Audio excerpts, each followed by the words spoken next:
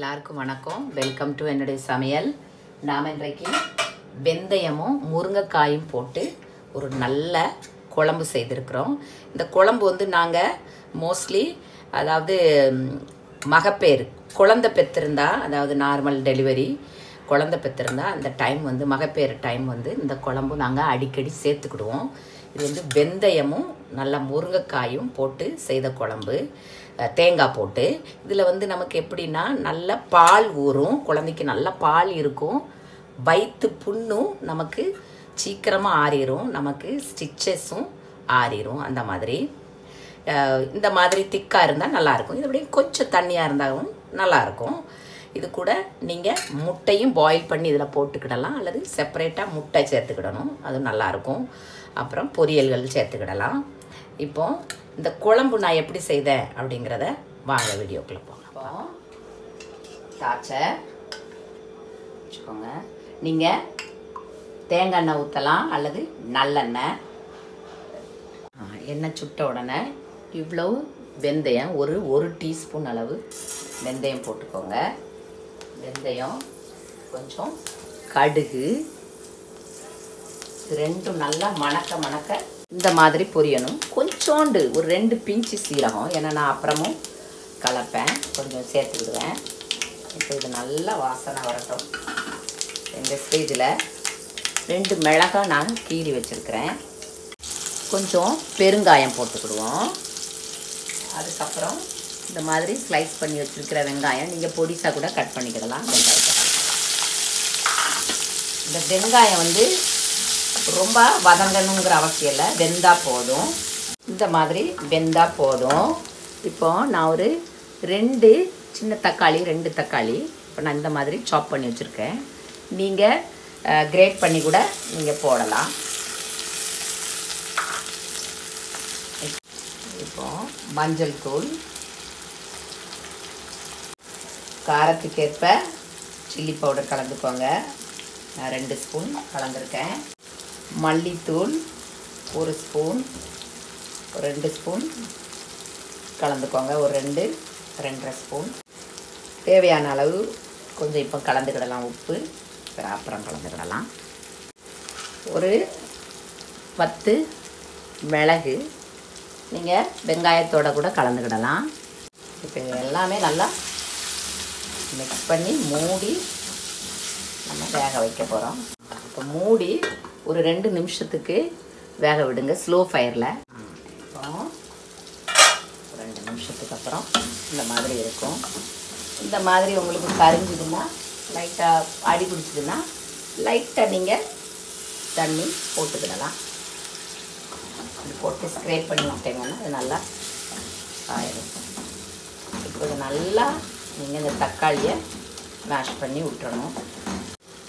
இந்த ஸ்டேஜில் நல்லா மேஷ் பண்ணி விட்டுட்டு நான் இந்த மாதிரி முருங்கைக்காய், நல்லா ஃப்ரெஷ்ஷாக முருங்கைக்காய் இந்த மாதிரி இடையில ஒரு கீரல் போட்டு வச்சுருக்கேன். நல்லா வாஷ் பண்ணி, அதாவது கழுவிட்டு கட் பண்ணி கீறி வச்சுருக்கிறேன். இப்போ இதையும் நம்ம ஆட் பண்ணிக்கிறோம். கலந்து ஒரு 3-4 நிமிஷம் மூடி வைக்கலாம். இப்போ மூடி ஒரு 2-3 நிமிஷத்துக்கு ஸ்லோவில் வேக வைங்க. இப்போ இதுக்கு தேவையான மசாலா நம்ம தயார் பண்ணுவோம். நான் ஒரு அரை முறிக்கும் கொஞ்சம் கம்மியாக, அரை முறி இருக்கும் நான் தேங்காய் எடுத்துருக்கிறேன். இந்த மாதிரி எடுத்துக்கோங்க. இப்போ சீரகம் இந்த மாதிரி ஒரு சின்ன டீஸ்பூனுக்கு 1 டீஸ்பூன் சீரகம் கலக்கிறேன். நான் சின்ன பல்லாக ஒரு 10 பல்லுக்கு இருக்கும். நான் பூண்டு சேர்த்துக்கிடுதேன். இப்போ புளி வந்து ரொம்ப இருக்கக்கூடாது, ஒரு சின்ன நெல்லிக்காய் அளவு இந்த மாதிரி புளி சேர்த்துக்கோங்க. இந்த மாதிரி இருக்கணும். ஃப்ரெஷ் கருவேப்பிலை இருந்தால் கருவேப்பிலை போட்டு அரைக்கலாம். இந்த மாதிரி நல்லா பேஸ்ட்டாக மையாக அரைச்சிக்கிடணும். இப்போ இந்த மாதிரி ஓரளவு இப்போ வெந்திருக்கும்.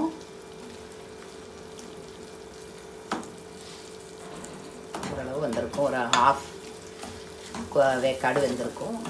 இப்போ இந்த ஸ்டேஜில் நம்ம இந்த அரைச்சி வச்சுருக்கிற மசாலையை கலந்துடலாம். ஃபுல்லாக கலந்துருங்க. இப்போ நம்ம மிக்ஸ் பண்ணி இந்த கீழே லைட்டாக பிடிச்சிருந்தது அப்படின்னா இதெல்லாம் ஸ்க்ரேப் பண்ணி விட்டு நல்லா மிக்ஸ் பண்ணி விடுங்க.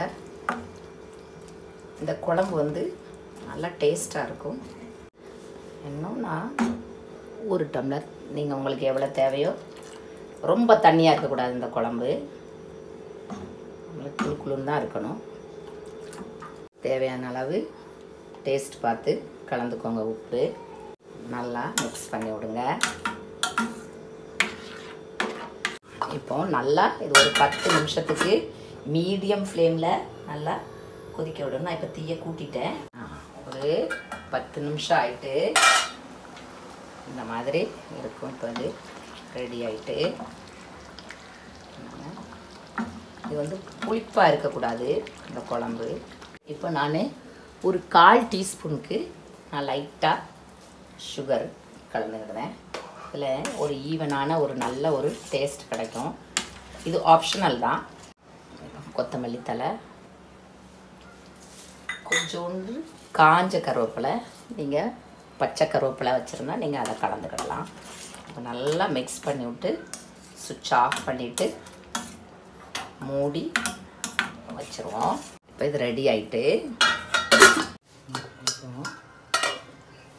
நல்லாயிருக்கும், டேஸ்ட்டாக இருக்கும். இதை விடையும் வேணால் கொஞ்சம் வேணால் நீங்கள் தண்ணி வச்சுக்கிடலாம். ஆனால் இதை விடையும் ரொம்ப தண்ணி வைக்கக்கூடாது.